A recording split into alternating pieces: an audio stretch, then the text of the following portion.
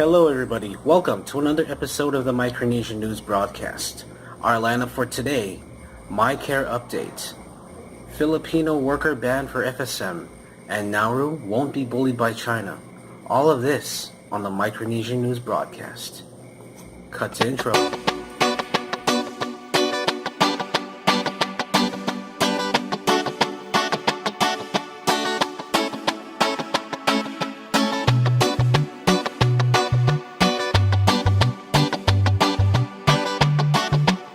Hello everybody, welcome to the Micronesian News Broadcast. Usually you would see my sister Alana sitting here before you talking about the latest news of what happens here in our region. But unfortunately tonight she's not available, so I'll be filling her place. And if you don't know, I'm PJ and I'm the editor of this project that we have going on here. So let's get this started. On our very first story, recently there was a Micare update on September 1, and effective immediately, an extra $2 will be added per medication on the prescription plus the cost of meds. So in other words, every single medication now has an extra $2 cost, as opposed to what it was before. You only paid $2 extra for the prescription. So imagine if you have, say, 5 meds, you're going to pay an extra 10 plus the cost of your meds. Interesting. What do you think, Pohnpei? The cost of living in the islands is becoming more expensive, as if it wasn't already. I mean, the average person here, makes what? $1.75 an hour, $2 an hour? And now we're added with this. If we get sick, we're going to have to pay more for it. So, I mean, low pay, expensive products, what could possibly go wrong? Well, this is probably telling us we should probably adapt a healthier lifestyle and be more careful with ourselves. And in our second story, on September 1, same day, the Philippines Overseas Employment Agency placed a ban on Filipino workers to work in Micronesia. Although this measure is new, this has been something that should have been expected. Cases of maltreatment and human rights abuse have been popping up in places in our country, such as Chuk, Pohnpei, and Yap. In Chuk, for example, Chuk State Hospital is one example. The Fahrenheit scandal during the Micro Games and after the Micro Games is another example. And another example is the Saki store complaint from the worker from India. And right now, the Philippine Consulate of Guam has been trying to make contact with the Philippines to find out and determine whether or not this new measure also affects workers who already have existing contracts here. So imagine if a worker from here decided to go on vacation and they're not allowed to come back. So that'll be the question on whether they'll be allowed to go back to work here. What is known is that these workers, Filipino workers, won't be allowed to come. So that doesn't exclude tourists or people with spouses here. So Filipinos can still come, just as long as they don't work.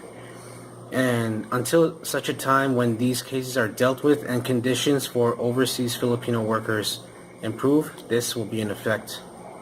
What do you think, Pohnpei? Are these cases legitimate, or are they just the ramblings of some disgruntled employees?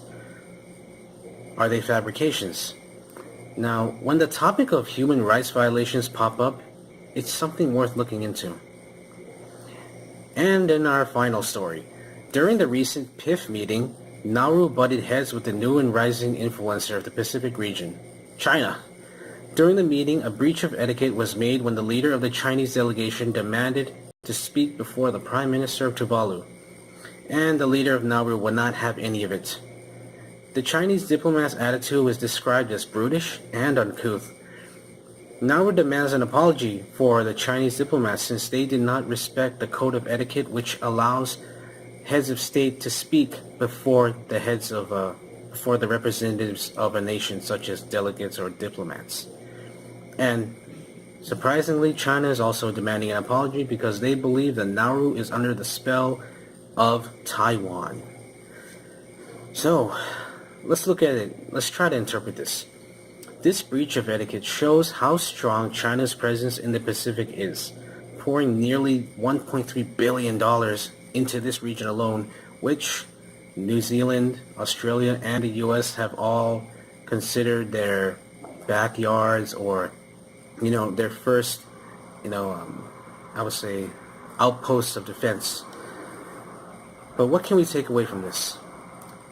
We can take away this, that countries that are small, such as Palau and Nauru, can and should stand up for what they believe in and their values as island nations, even in the face of great odds. And now, here are the announcements. Hello, once again, it's me with the announcements. Here, this is just a project that's being proposed. At Dekehtik, there is going to be a proposition. The huts and the areas around it will be used to display and sell local products. There will also be plans for traditional dances, fish ponds, and more places to relax. Let's see how this goes. Commerce which implements our culture is always a real and true winner. Refer to this picture for the proposed layout and see what you like and what you don't like. Fellow islanders, it's times like this that we should band together. Each of us may have our own different opinions, but our differences let us work together towards a better solution for our people.